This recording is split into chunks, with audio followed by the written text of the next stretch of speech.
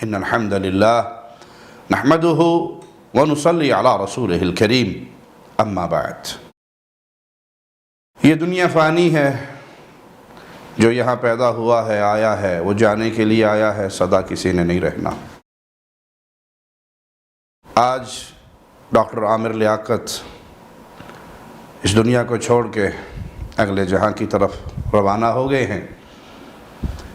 ہر انسان نے موت کا ذائقہ چکھنا ہے، اس دنیا کو چھوڑنا ہے۔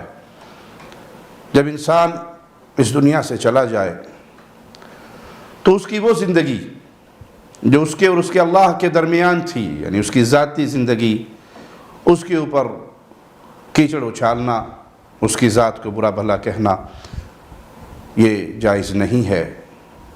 ہاں، اگر کوئی شخص اس حال میں گیا کہ اس کے عقائد، اس کے افکار لوگوں کی گمراہی کا ذریعہ بن سکتے ہیں، تو ان افکار کا، ان نظریات کا رد کرنا یہ اہل اسلام پہ لازم ہے، تاکہ لوگ فتنے کا شکار نہ ہو۔ اور یہی سلف صالحین سے ہمیں ان کی پوری زندگی سے ملتا ہے کہ انہوں نے ہر دور کے اندر ایسے افراد کے افکار کا رد کیا جن کی فکر، جن کے نظریات، جن کی گفتگو کتاب و سنت کے خلاف تھی۔ ان کی ذات کو کچھ نہیں کہا، ان کے ذاتی معاملات وہ ان کے اور ان کے اللہ کے درمیان ہیں۔ وہ رب کے پاس جا چکے ہیں، اپنے اللہ کے سامنے حاضر ہو چکے ہیں، اللہ جو چاہے ان کے ساتھ معاملہ کرے۔ لیکن جس کی گفتگو، جس کے عقائد دین اسلام کے خلاف ہوں، ان عقائد کا رد ضرور کیا جائے گا۔ ڈاکٹر عامر لیاقت نے مختلف ٹی وی چینلز کے ذریعے بہت شہرت پائی، لیکن اگر آپ ان کی زندگی پہ نگاہ دوڑائیں گے تو وہ شرک کی دعوت دینے والے رہے۔ ان کا یہ جملہ آن دی ریکارڈ موجود ہے کہ اس علی نے علی کو زمین پہ بھیجا۔ موسیٰ نے تو ہارون کو مانگا تھا، مصطفیٰ نے علی کو مانگا نہیں، علی نے علی بھیجا تھا۔ وہ یا علی مدد کہنے والے، وہ غیر اللہ کی پکار پر ایمان رکھنے والے، اور وہی قبر پرستوں والے عقائد۔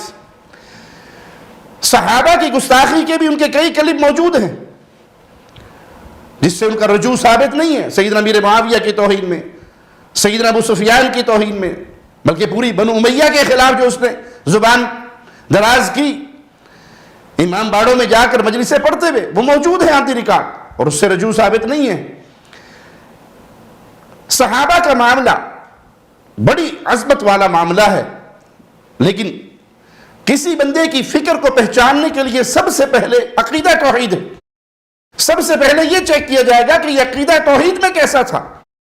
اگر یہ شرک اکبر کرنے والا نہیں ہے، غیر اللہ کی عبادت کا داعی نہیں ہے، غیر اللہ کا پجاری نہیں ہے، ان سے مدد نہیں مانگتا تھا، انہیں مشکل کشا، حاجت روا نہیں سمجھتا تھا، تو پھر اس کے ساتھ معاملہ، اس کے بعد والے معاملات پہ غور کیا جائے گا۔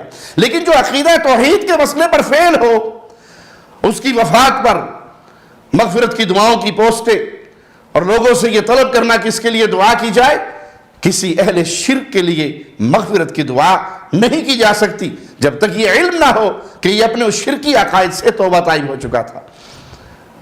اگر شرکی عقائد سے توبہ طائب ہو گیا، پھر اس کے لیے مغفرت کی دعا ہوگی۔ اس کی جو ذاتی زندگی ہے، ہم اس جملے کو پھر دوہرا رہے ہیں، کسی شخص کی ذاتی زندگی، وہ اس کی شادیوں کے معاملے پر ہو، وہ اس کے اور اخلاقی معاملات پر ہو، وہ اس کے اور اس کے اللہ کے حوالے کر دے۔ آپ کو اس کی ذات سے کیا تکلیف ہے؟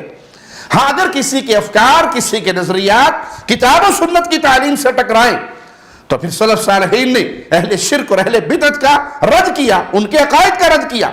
ہم آج تک رافضیت کا رد کرتے ہیں، ان کے عقائد کا رد کرتے ہیں، قادیانیت کا رد کرتے ہیں، قبر پرستی کا رد کرتے ہیں، ابن عربی کے باطل گمراہ عقائد کا رد کرتے ہیں، منصور حلاج کے باطل عقائد کا رد کرتے ہیں۔ تو کسی کے عقائد کا رد کرنا اور معاملہ ہے، اور کسی کی ذات پہ، اس کے ذاتی معاملات پہ کیچڑ اچھالنا، اس ذاتی معاملات کو اللہ کے حوالے کر دیجئے۔ لیکن مغفرت کی دعا کس کے لیے ہوگی؟ اہل توحید کے لیے، کسی مشرک کے لیے مغفرت کی دعا نہیں ہوگی۔ اقول قولی هذا واستغفر الله لي ولكم ولسائر المسلمين۔ ہر لمحہ قرآن اور سنت کا ترجمان، فضیلت الشیخ توصیف الرحمان۔